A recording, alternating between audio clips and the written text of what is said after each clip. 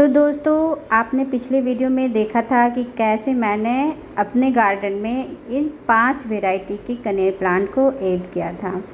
और आज के वीडियो में आप लोग के साथ शेयर कर रही हूँ सारे उस 5 प्लांट की रिपोर्टिंग, और उसके साथ साथ जो ग्रोथ के लिए यानी प्लांट को बोसी बनाने के लिए हमने कट किया था, अभी सारे प्लांट की कंडीशन क्या है वो भी आप लोग के साथ शेयर करूंगी। तो हेलो फ्रेंड्स, निकी की बागवानी एंड ब्लॉग्स में आप सभी का बहुत बहुत स्वागत है। तो दोस्तों, जब हम किसी चीज़ में मेहनत करते हैं ना, तो मेहनत का फल हमें ज़रूर देखने को मिलता है। तो आज आप जो भी देख रहे हैं सामने, ये सारे लगभग फ्री के ही प्लांट हमारे गार्डन में हैं। तो समझ सकते हैं, हमें ये जैसे कहते हैं ना, एक चिपंछी तिनका जोड़ करके अपना घोंसला बनाती है, वैसे ही मैंने थोड़ा थोड़ा करके अपना ये गार्डन तैयार किया। ऐसा नहीं है कि सारे प्लांट फ्री के ही हैं, कुछ प्लांट ख़रीदा हुआ भी है, बट ज़्यादातर प्लांट फ्री के ही दोस्तों हैं। ये जो प्लांटर आप देख रहे हैं ना, ये एक दिन में भरा हुआ प्लांटर नहीं है। हमें ये 15 से 20 दिन लगे हैं भरने में। पता है क्यों? क्योंकि इसके अंदर जो मटेरियल्स डले हुए हैं ना, वो गार्डन वेस्ट है, सिर्फ गार्डन वेस्ट। और आपको पता ही है कि गार्डन वेस्ट इतना अच्छा हमारे प्लांट के लिए मतलब पोषक तत्व है ना, कि क्या बताएं। आप कभी सुने होंगे कि जंगल जो एरिया होता है, जंगली जगह, वहाँ पर प्लांट बहुत ही हेल्दी रहते हैं। ऐसा क्यों है पता है? क्योंकि वहाँ जो है ना, प्लांट के जो पत्ते होते हैं सारे वो ज़मीन में गिरते रहते हैं। और मतलब जंगल में मतलब जितने भी बड़े बड़े पेड़ होते हैं, सारे पत्ते वगैरह कचरे गिरते रहते हैं, और गिर के ही वो मिट्टी में दबते रहते हैं। और वहाँ दबते ही ऐसा होता है कि उस एरिया में, उस जगह में वो मिट्टी को बहुत ज़्यादा पोषक तत्व मिलने लगता है। और कुछ भी प्लांट अगर आसपास लगे होते हैं तो वो पौधा बहुत ही हेल्दी होता है। हम लोग कैसे कहते हैं कि ज़मीन में पौधा अच्छे से लगता है, और वही आप गार्डन में या गमले में लेके आ जाइए तो वो पौधा हेल्दी नहीं रहता है। पर नहीं, गमले में भी हेल्दी रहेगा जब आप उसे अच्छे तरीके से लगाइएगा। तो वो लगाने का तरीका ये है कि आप ज़्यादा से ज़्यादा गार्डन वेस्ट का यूज करें अपने गार्डन को, मतलब गार्डन के प्लांट को लगाने में। एक बार जब आप मतलब ना गार्डन वेस्ट का इस्तेमाल करना सीख लेंगे ना, तो पता है क्या होगा। एक तो गार्डन वेस्ट जो हम ऐसे ही कचरे में चला जाता है, उसका इस्तेमाल भी हमारे गार्डन में हो जाएगा, और प्लस हमारा जो है ना प्लांट को पोषक तत्व बाहर से नहीं देना पड़ेगा। मतलब वो जो मटेरियल्स है ना, उसी से उसे हमारे प्लांट को पोषक तत्व मिलते रहेगा। जो परमानेंट प्लांट होते हैं ना, उस प्लांट में ज़्यादा खाद की ज़रूरत नहीं होती है। बस आप गार्डन वेस्ट का इस्तेमाल अगर रिपोर्टिंग के टाइम कर रहे हैं, तो हमें लगता है जब तक वो फ्लावरिंग पॉइंट नहीं पहुँचे तब तक आपको उस प्लांट को कुछ भी नहीं करना, कुछ भी नहीं देना है। जैसे ही दिखने लगे कलियां बन रही है, बस वहाँ से स्टार्ट करें उसमें खाद देना। उसके बाद देखिए आपका प्लांट काफ़ी अच्छा चलेगा और काफ़ी हेल्दी रहेगा। तो अब तो समझ में आ ही गया होगा कि इस प्लांटर में मैंने ज़्यादातर गार्डन वेस्ट का इस्तेमाल किया है, और ऊपर से थोड़ी सी मिट्टी। अब इस प्लांट को मैं रिपोर्ट कर रही हूँ। रिपोर्ट करने से पहले थोड़ा सा हल्दी का इस्तेमाल कर लिया है, ताकि हमारे प्लांट में कोई भी फंगस ना लगे। चींटियाँ हों तो चींटियाँ भी ना लगे। हल्दी से चींटियाँ भी भाग जाती हैं और फंगस भी नहीं लगते हैं। नीम खली का भी इस्तेमाल आप कर सकते हैं। असल में होता क्या है ना, कि एनी टाइम नीम खल होती नहीं है, कभी ख़त्म हो जाती, कभी कुछ कभी कुछ। तो वैसे स्थिति में हल्दी का भी इस्तेमाल कर सकते हैं। तो यहाँ पर इसलिए मैंने हल्दी का इस्तेमाल किया है। आपके पास जो भी है, या आप रिपोर्टिंग के टाइम में हल्दी के अलावा जो भी चीज़ का इस्तेमाल करते हैं आप वो कर सकते हैं। ऐसा ज़रूरी नहीं है, कंपलसरी नहीं है कि आपको हल्दी का ही इस्तेमाल करना है। आप नीम खल का इस्तेमाल करें, नीम के पत्तों का पाउडर भी इस्तेमाल करें, सारा चीज़ एक ही जैसा वर्क करता है।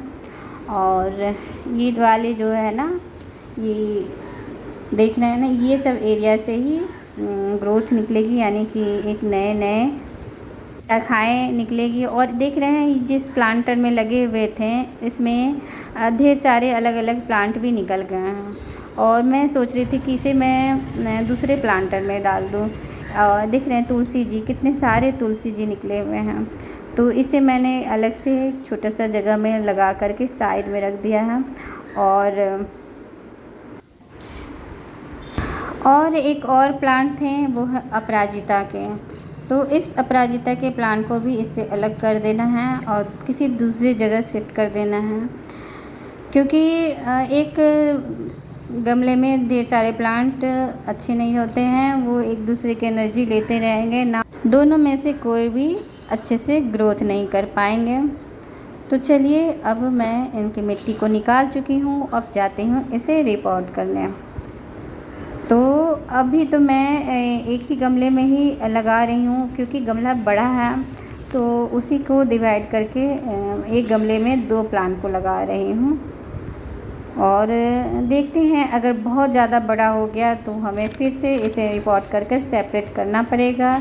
लेकिन अगर प्लांट छोटा छोटा ही दोनों रहें तब तो ये एक गमले में दोनों ठीक से चलेंगे। गमला का अभाव हो जाता है। अब जितने भी मतलब गार्डनर होंगे उनको ही पता होगा इस बात को कि गमला चाहे जितना भी घर में हो फिर भी गमले की कमी हो जाती है। तो वही बात मेरे साथ है, गमले की कमी हो जाती है, जिसके कारण हर गमले में मैं 2-2 प्लांट को लगा रही हूँ। अगर प्लांटर होते मेरे पास तब तो मैं एक सिंगल ही प्लांट एक गमले में लगाती।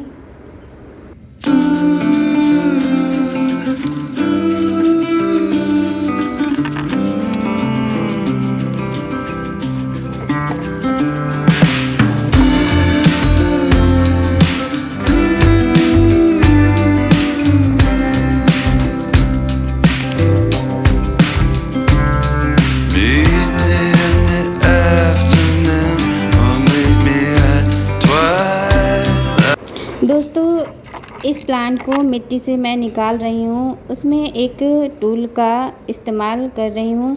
तो इस टूल का नाम है करनी, बहुत ही अच्छा है। आपके जो प्लांट्स हैं ना, अगर 2 प्लांट्स एक गमले में लगे हुए हैं तो इस करनी की मदद से अगर आप प्लांट को निकालते हैं तो आपके प्लांट के रूट डिस्टर्ब नहीं होंगे और प्लांट अच्छे से लग जाएगा। राज मिस्त्री के हाथों में, जो कि घर वगैरह बनाते हैं ना, उनके हाथ में आप देखे होंगे, तो वही लोग इस्तेमाल करते हैं इस करनी का। आप इस टूल्स को ज़रूर रखें अगर आप गार्डनर हैं तो।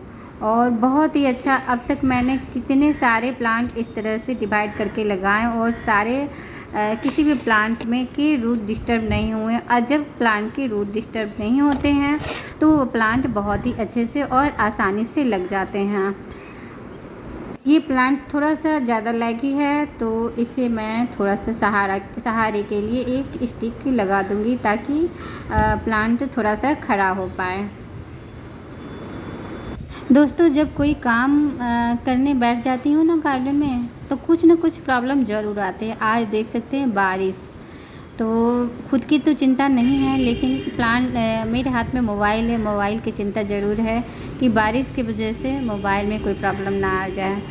तो यहाँ देख सकते हैं मैंने इसमें प्लांट में ऊपर से कट नहीं लगाया था, तो इस वक्त मैं ऊपर से कट लगा रही हूँ।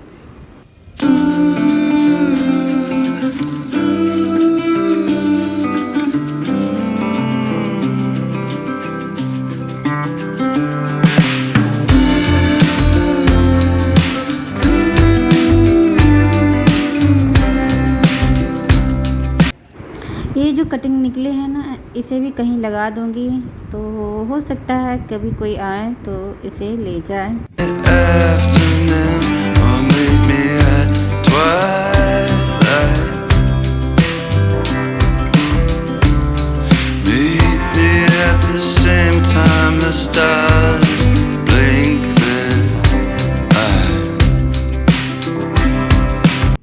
अब इसमें से 2 प्लांट और रह गए हैं, तो इसे भी मैं रिपोर्ट कर देती हूँ।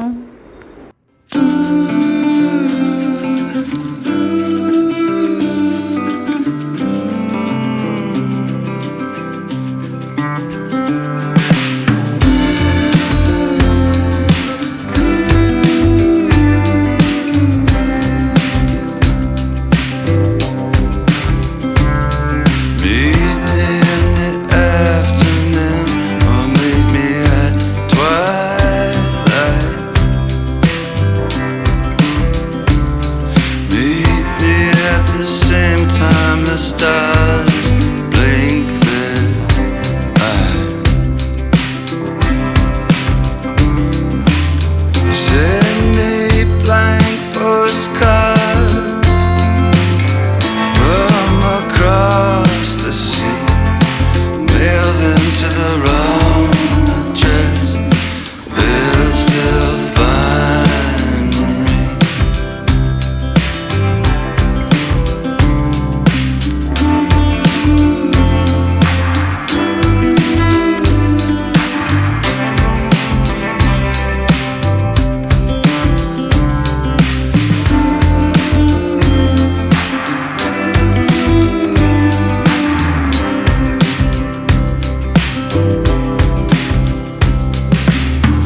I was on my way, I was almost there,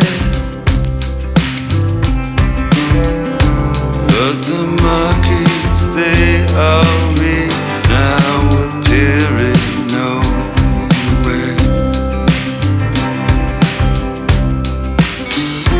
Let's go to the carnival.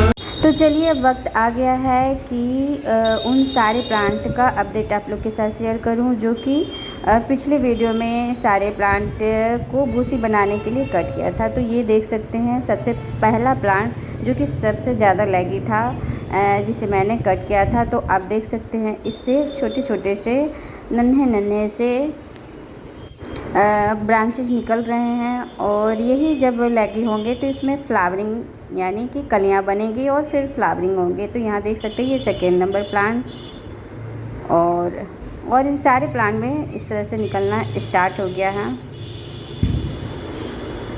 देख रहे हैं इसमें नीचे भी निकले हुए हैं एक दो छोटे छोटे से ब्रांचेज, और इसमें देख सकते हैं इसमें भी ढेर सारे, हालांकि इसकी शाखाएं आपको दिखेंगी नहीं, बहुत ही महीन है, एकदम पतले से निकलने की कोशिश तो कर रहे हैं पर अभी निकले नहीं हैं, क्योंकि इसे मैंने सबसे बाद में कट किया था, इसलिए ये थोड़ा सा पीछे रह गया है।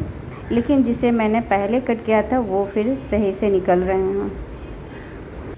ये देखिए इसमें भी निकलने लगे हैं। तो इस तरह से ही आप देख सकते हैं कि कट करने के बाद हमारा प्लांट कितना बूसी होने लगता है, ढेर सारी ब्रांचेज निकलने लगती हैं, और जब प्लांट बूसी होगा तो फ्लावरिंग भी बहुत ज़्यादा होंगे। तो सारे पौधे में उसी तरह से ढेर सारे ब्रांचेज निकलने लगे हैं। आप ये देख सकते हैं ये ऑरेंज कलर के जो प्लांट थे, फ्लावर प्लांट थे, वो जो कि मैंने सीड से लगाए थे वही है। तो इसमें भी देखिए अलग अलग से शाखाएँ दो निकल चुके हैं, और दो छोटी छोटी से नन्हे से शाखाएँ और भी निकल रहे हैं। तो इस तरह से मैंने रिपोर्टिंग के साथ साथ प्लांट की अपडेट भी आप लोग के साथ शेयर कर दी। तो दोस्तों आज की वीडियो आप लोगों को कैसी लगी कमेंट में ज़रूर बताएं, और अभी तक आपने हमारे चैनल को सब्सक्राइब नहीं किया है तो सब्सक्राइब कर लें, बेल आइकन प्रेस कर लें ताकि आने वाली वीडियो का नोटिफिकेशन मिलते रहे। वीडियो में इतनी देर तक बने रहने के लिए आप सभी का बहुत बहुत धन्यवाद।